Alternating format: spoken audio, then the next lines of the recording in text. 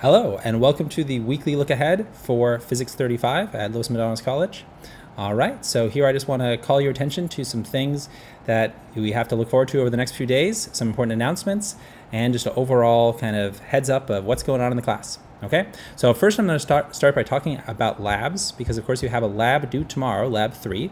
All right, and I'm permissive with turning that lab in late, but that means that you're falling behind on things, so try to get it in tomorrow. Now, why do I bring up labs first, besides that being, I guess, the newest due date? Well, except for the reading quiz. But the reason I bring up the lab is I have an important announcement to make, and that is the idea that you can resubmit lab 1 and lab 2 and correct the portions of the lab that I have indicated that you lost points on and get those points back. Okay, so what does that mean? Well, if you look at your graded lab 1, so far lab 1 has been graded, I'll be grading lab 2 in the next couple of days, is that then you can look at that grade, you can see that there's a comment where I say that you forgot something or something's missing or something's incorrect. You can correct that, and then you will recover the points if that, say, was the only comment. If there's multiple comments, then you have to correct multiple parts of the lab. If you turn in the lab as a partner, perhaps the comments are only on one of the 2 copies of those identical submissions that you and your partner submitted, so make sure you take a look at both of those. But the point is that you have a chance to recover those points, and you need to do that by the end of next week. So if you take a look at the calendar down here, you need to resubmit labs by the 25th. That would be the Friday of week 5. Okay, and that again, that's a chance for you to do that, to get those points back. I think that's important because you're just getting an idea about exactly how I'm grading the labs, what I'm looking for, and so I don't want you to, feel like you're just being penalized for no reason. And the labs are to mostly support your understanding of the material through kind of memorable experiments.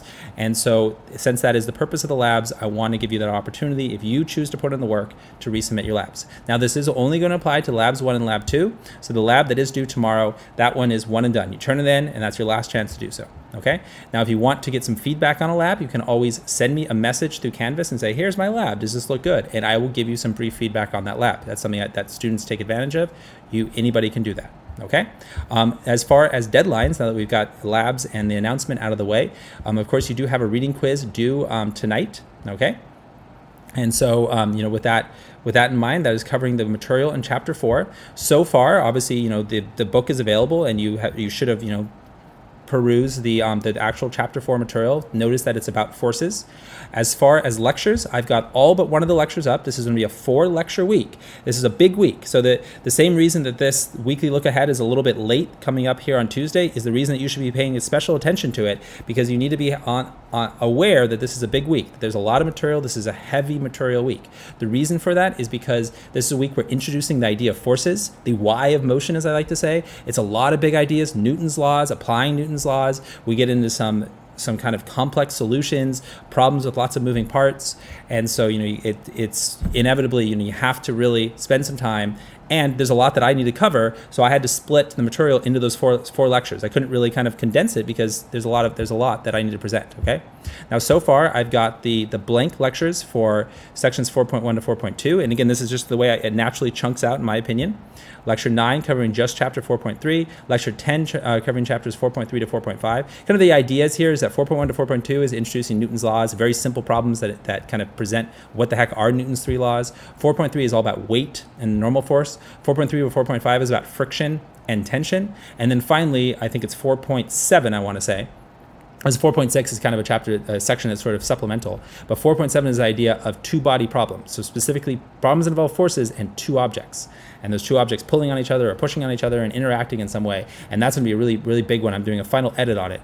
So basically, the reason that I don't get these lectures up right away is because although I had them written for previous semesters, I'm doing complete edit to make these lectures as usable as possible in this asynchronous format. I want them to really stand alone. I want them to be clear. That's why I'm explaining the different types of problems and really kind of have this idea that you can understand the material by watching these lectures, interacting with me through office hours or Canvas, but really that the lectures have this this real meaning to them, and that means that it's requiring a lot of work from me up front, but hopefully it's paying off. Hopefully these lectures are proving valuable to you as a learning tool.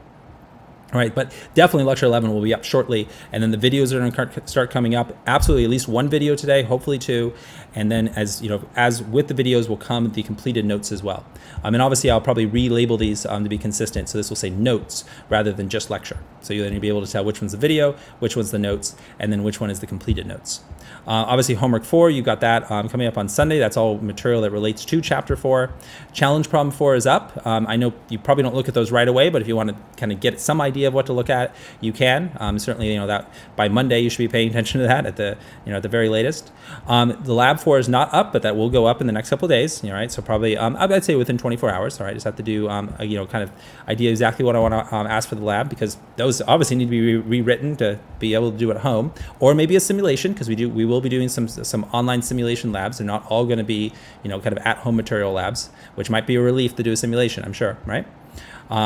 So that will definitely be available. The last thing I want to give you a heads up about is the idea that we're getting closer to the exam. Of course, we're covering chapter 4. That's this week. Next week we're going to cover chapter 5, and that's the last chapter that we cover for exam 1.